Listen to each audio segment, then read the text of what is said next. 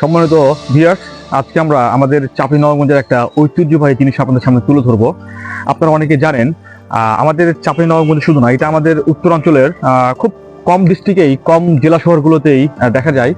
এখন সময়ের সাথে তাল মিলিয়ে মানুষ আপডেট হচ্ছে, সবকিছু আধুনিকায়ন হচ্ছে, কিন্তু কিছু কিছু জিনিস পুরাতন রয়ে গেছে, এখনো আমাদের ঠিক প্রাণের সাথে যেন মিশে আছে আগের মতো করেই।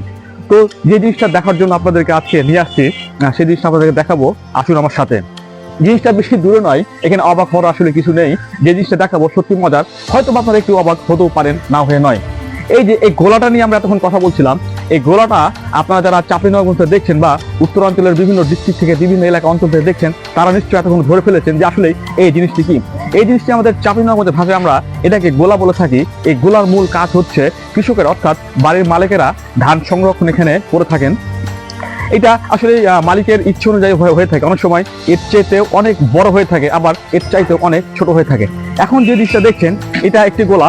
এখানে প্রায় এরকম যেই গোলাগুলো হয়ে থাকে সাধারণত, এই গোলাগুলোতে প্রায় 2 থেকে 300 মণ ধান সংরক্ষণ করা যায়, এবং একটা লম্বা প্রসেসের মাধ্যমে এখানে ধান সংরক্ষণ করা যায়। এখানে সংরক্ষণের ফলে আপনার ধান থাকে খুব যত্ন সহকারে। আপনার ধানে কোনো ধরনের পোকা ধরার কোনো সম্ভাবনা থাকে না।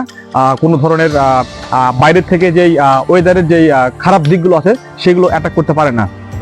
তো এটা আসলে এই গোলা আমাদের চাঁপাইনবাবগঞ্জের মানুষের সাথে, প্রাণের মানুষের সাথে মিশে আছে।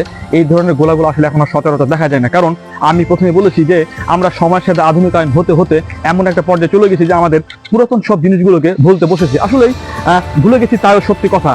তো আজকে আমরা এই জিনিসটা, আমাদের উদ্দেশ্য ছিল আপনাদের সামনে দেখাবো, এবং এটার যে মূল কাজ আপনাদের সামনে তুলে ধরবো এবং আপনাদেরকে বিস্তারিত জানাবো। আশা করি আপনারা যে যেখান থেকে দেখছেন, আমাদের এই ভিডিওটা দেখে ভালো লাগবে। ভালো লেগেছে আপনারা সবাই শেয়ার করবেন, লাইক করবেন, এবং গোলা নিয়ে বেশি বেশি আলোচনা করবেন। আপনার বাড়িতে যারা ছোট বাচ্চারা আছে, তাদেরকে গোলা সম্পর্কে অভিহিত করবেন যে আগে আমাদের পুরাতন মানুষেরা কিভাবে ধান এর মধ্যে সংরক্ষণ করতো। সবাই ভালো থাকবেন, সুস্থ থাকবেন। খোদা হাফেজ।